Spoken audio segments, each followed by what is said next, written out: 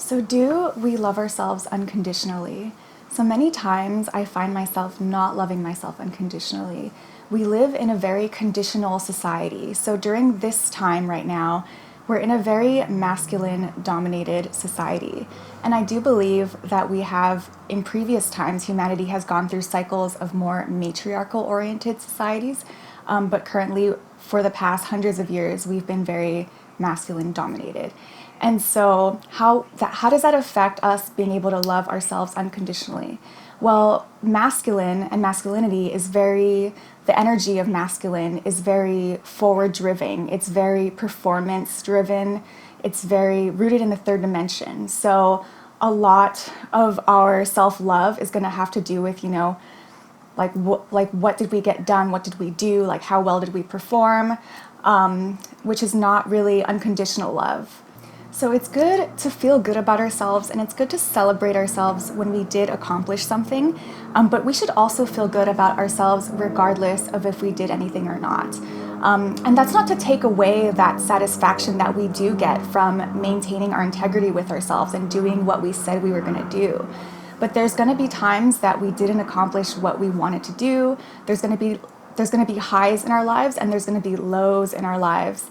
And so during the lows, I feel that it's really important to embrace our unconditional love, or call in that unconditional love. Even though we don't feel as good about ourselves on the surface level, we should always carry this sense of love within, like love for ourselves within ourselves, as we would for a child, whether they did well or whether they didn't do well.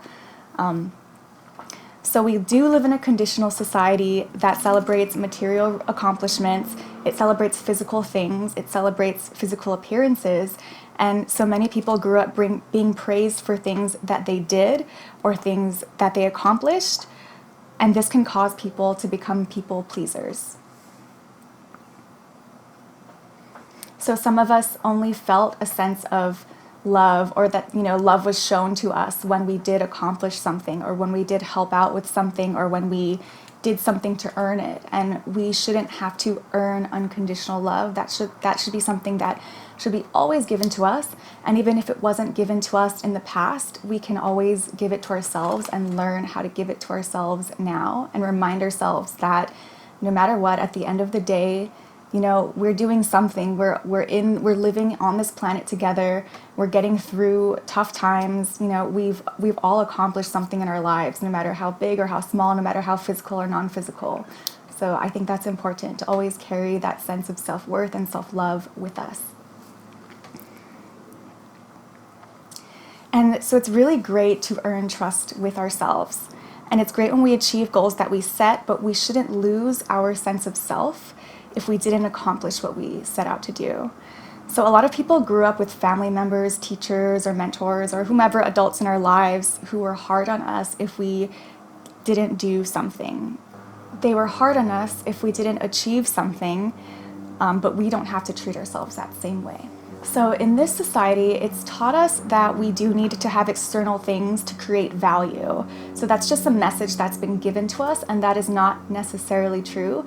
But our society values things such as a degree, a position, it values status, it values money.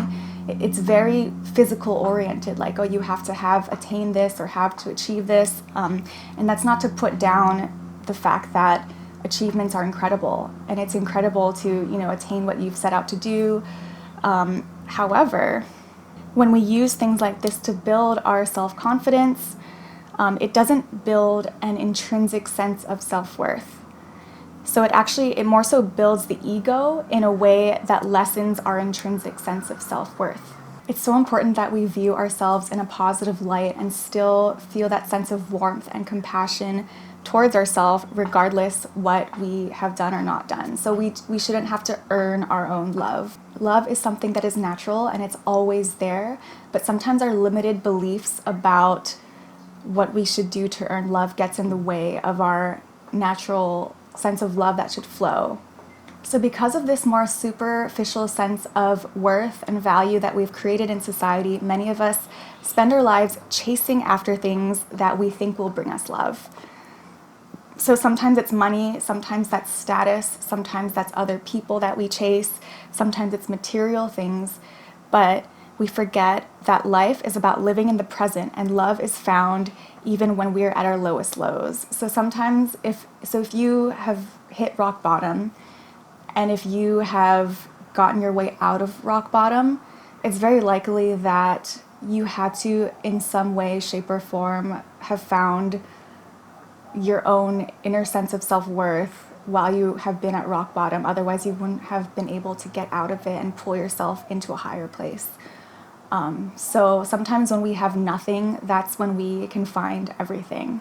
So even if we lose everything during our most challenging times, so even if we're depressed, if we're self-loathing, if we're feeling lost, there's always beauty around us if we look for it. Always, always, always. And that's something that can't be lost. It's merely a perception. It's what we perceive. And a lot of times we ignore the beauty around us because we're too busy chasing something or running away from something, which is essentially chasing something else. So there's also always beauty within ourselves if we take the time to appreciate it. The more that we can stop to take the time to appreciate our own beauty, the more of it we'll be able to embody.